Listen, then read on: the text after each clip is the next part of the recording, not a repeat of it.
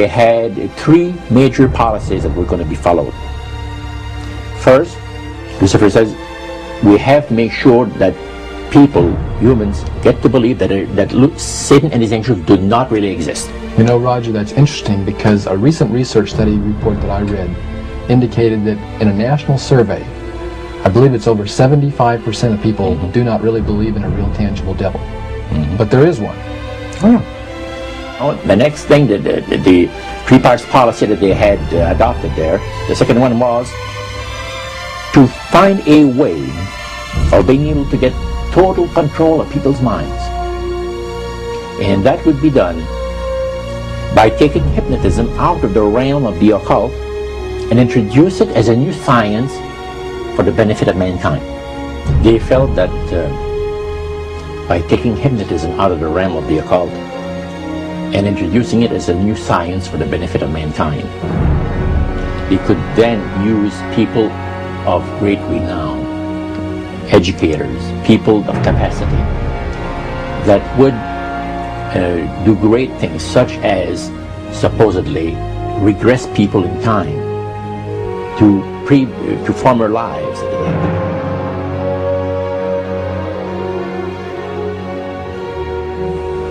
And of course, after the session is over, the person would not know a thing about ancient history. And the person she or he has talked about performing, certain deeds, we'll say, 3,000 or 4,000 years ago.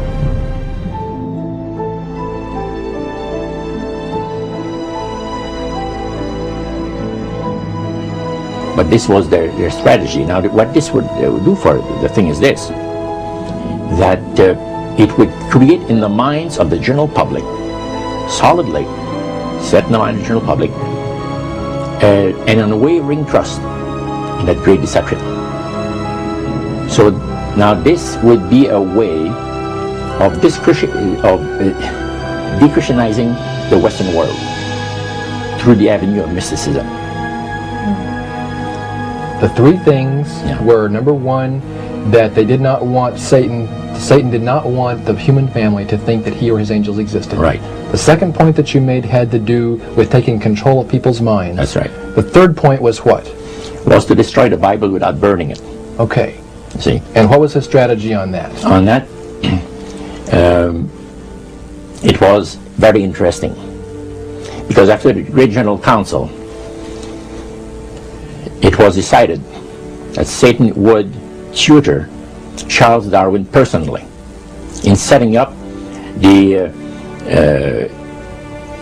principles of his theories of evolution. He was tutored by Lucifer himself, fallen Lucifer. And at that time, it was understood, Satan and his spirit counselors understood, that if a person was led to believe in the theory of evolution, it would, in his life, destroy completely the creation week of the Bible, the fall of man, and the plan of redemption. It would do away with it. Anyone that teaches a theory of evolution is considered to be a minister of a great religious system. And he said that every teacher of that theory is recognized by the spirits as a person of great value and receives a very special unction from Satan himself, giving great power to induce spiritual blindness, to convince and convert. Three capacities.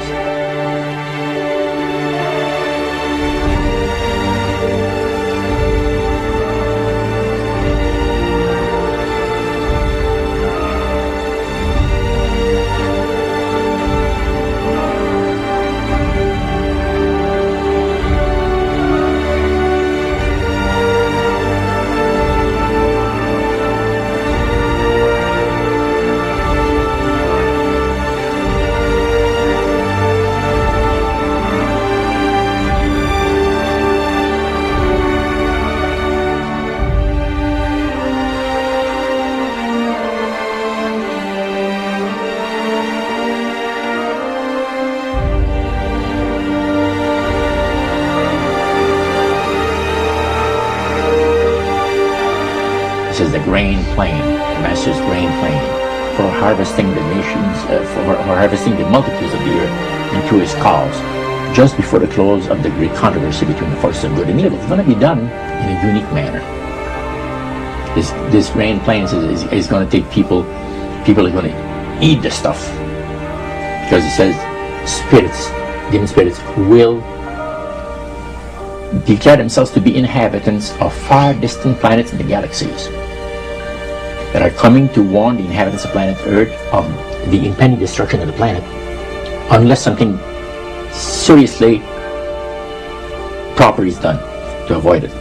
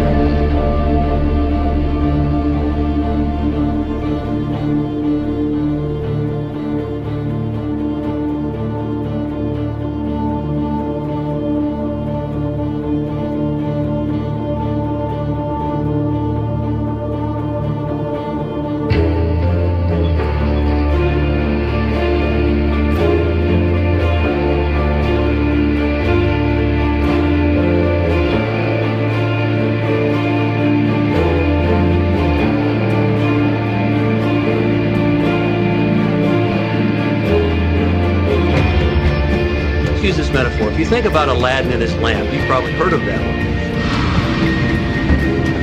The genie always says one thing. Your wish is my command. You know, the universe is this great genie, and your conscious mind is Aladdin. It formulates the intention of what you choose for your life.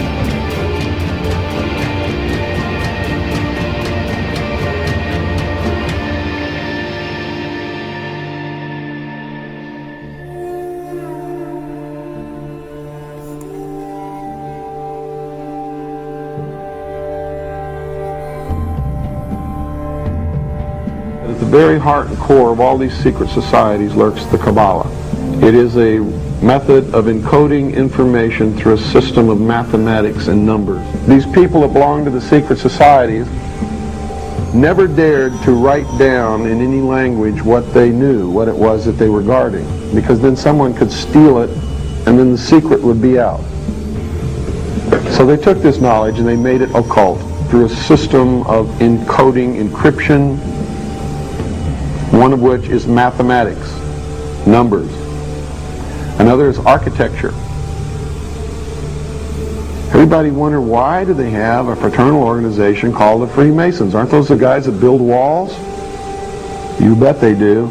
But every wall they build contains the secrets that have been kept and maintained throughout the ages, and it's encoded in the architecture and in the measurements of the buildings and in the mathematical formulas used to derive the geometry and the shape, the length and breadth and height of rooms. It's all encoded there.